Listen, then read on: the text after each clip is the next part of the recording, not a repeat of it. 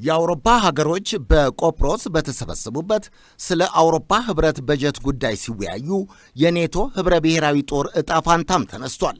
በአውሮፓ ሀገሮች ውስጥ የኔቶ የመከላከያ በጀት እንደገና ተጠንቶ መጽደቅና ከአሜሪካ ጥገኝነት ነፃ መውጣት አለበት የሚሉ ድምፆች ከወዲያም ከወዲህም ተደምጠዋል።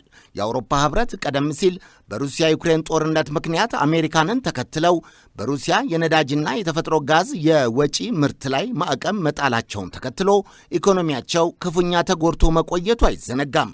የሩሲያን ኢኮኖሚ ለመጉዳትና የመከላከያ በጀቷን ለመምታት የተሰናዳውና በአሜሪካ አቀንቃኝነት በሞስኮ የነዳጅና የተፈጥሮ ጋዝ ላይ የአውሮፓ ሀገራቱ በቲፎዞ የወሰኑት ማዕቀብ ሩሲያ ወደ ሌሎቹ የኃይል ወይም የኢነርጂ ረሃብ ወዳለባቸው ግዙፍ የምስራቃውያን ኢኮኖሚዎች በተለይም የቻይናና የህንድ ኢኮኖሚዎች የኤክስፖርት ወይም የውጭ ምርት አቅጣጫዋን መቀየሯን ተከትሎ የታለመው አንዳችም ጉዳት በሩሲያ ኢኮኖሚ ላይ አልተፈጠረም።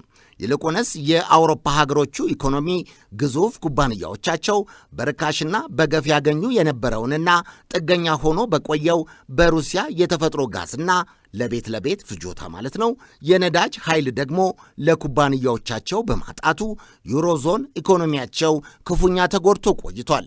ከማዕቀቡ የተጠቀመ ሀገር ካለ አሜሪካ ብቻ ነበረች ብሎ ነበር ዎል ስትሪት ጆርናል በወቅቱ። አውሮፓውያን ከሩሲያ ከሚያገኙት የነዳጅና የተፈጥሮ ጋዝ በ4 እጥፍ ተጨማሪ ዋጋ ከአሜሪካ መግዛት ተገደው ነበር። ዛሬም ታሪክ ራሱን የደገመ ይመስላል። በአሜሪካና በእስራኤል ቀስቃሽነት የተጀመረው የኢራን ጦርነት በዓለም አቀፍ ደረጃ ከፍተኛ የሆነ የነዳጅ የአቅርቦት መስመርን በማስተጓጎል ዋጋው ከዚህ በፊት በዓለም ታይቶም ተሰምቶም በማይታወቅበት ደረጃ በበርሜል የመግዣ ዋጋው ጨምሯል። የቆጵሮስ ወይም ሳይፕረስ የአውሮፓ ሀገሮቹ ኔቶን ለማዳን ወይም ነፃ ለማውጣት የተጠራው ጉባኤ አጀንዳውን ሙሉ በሙሉ አውሮፓን እንደገና የመታትን የነዳጅ እጥረትና የዋጋ ማሻቀብን አጀንዳው ከማድረግ አላገደውም። 5ኛ ዓመቱን የያዘው የሩሲያ ዩክሬን ጦርነትም በኢራን ጦርነት ምክንያት የተሸፈነ ቢሆንም ዛሬም እንደቀጠለ ነው። አሁን ደግሞ ከሩሲያ ዩክሬን ጦርነት ወዲህ የትራምፕ አስተዳደር ወደ ስልጣን ከመምጣቱ ጋር ተያይዞ የተከሰተው የረጅም ዘመን ወዳጆቹ የአሜሪካና የአውሮፓ የትራንስአትላንቲክ ግንኙነት መሻከር ተባብሶና ክፍተታቸው ሰፍቶ ታይቷል። ፕሬዚደንት ትራምፕ የኔቶ ህብረ ብሔራዊ ጦርን አዝለን መቀጠል አንችልም፣ የአውሮፓ ሀገሮች መዋጫችሁን በ3-4 እጥፍ መጨመር አለባችሁ ካሏቸው ወዲህ ወደፊት ሊሆን የሚችለው የአሜሪካ አለመኖርን በህብረ ብሔራዊ ጦሩ ላይ ሊያስከትል የሚችለው አስከፊ ጉዳትን መነጋገርና መወሰን የአውሮፓ ሀገራቱ ቀዳሚ አጀንዳ ሆኗል። የኔቶ እስከ 90 በመቶ የመሳሪያና የቴክኖሎጂ በጀት የአሜሪካ ነው ይባላል። ከዚያ ወዲህ በኢራን ጦርነት የአውሮፓ ሀገሮች የመካከለኛ ምስራቅ የጦር ሰፈሮቻቸውን ቴህራንን ለመምታት ለአሜሪካና እስራኤል አንሰጥም በሚል ካገዷቸው በኋላ ደግሞ ፖለቲካዊ አለመግባባታቸው ጨምሯል። ስፔንም አዲሷ ለአሜሪካ የጦር ሰፈሯን የዘጋች ሀገር ሆናለች። ፕሬዚደንት ትራምፕ እንደተለመደው ማድሪድ ከኔቶ ስብስብ መውጣት አለባት፣ አለበለዚያ ኔቶን ጥለን እንወጣለን ማለታቸው አዲሱ አነጋጋሪ አጀንዳ ሆኗል። አውሮፓውያኑ ውጥረት ውስጥ ቢገቡም የአባል ሀገራትን ማሰናበት ጉዳይ የአሜሪካ ሚናም ስልጣንም አቅምም አይደለም በሚል በቆጵሮሱ ጉባኤ ከስፔን ጎን መቆማቸውን የአውሮፓ ሀገሮቹ አሳይተዋል።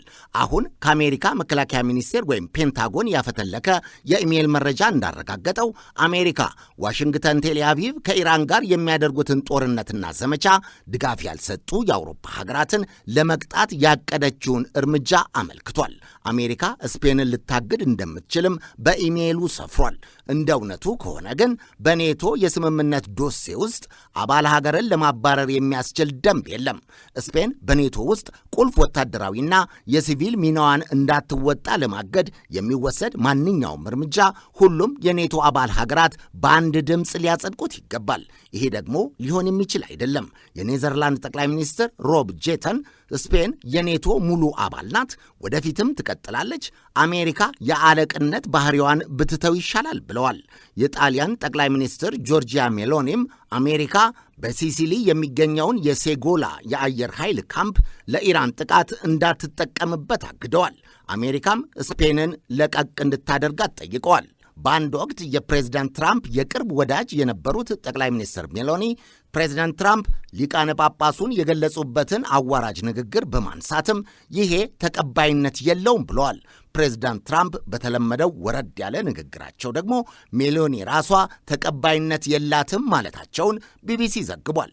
ፕሬዚዳንት ትራምፕ ጦር ሰፈር ለከለከለቻቸው ለብሪታንያም አልተኙም። በኢራን ጦርነት ብሪታንያ በዩናይትድ ኪንግደምና በአርጀንቲና መካከል ስላለው የፎክላንድ ደሴቶች ውዝግብ ጉዳይ ላይ ዋሽንግተን አቋሟን እንደገና ልትመረምርና ወደ አሜሪካ ልታዘነብል ትችላለች ብለዋል። አሜሪካ ሲሉ አርጀንቲናን ማለታቸውን ነው።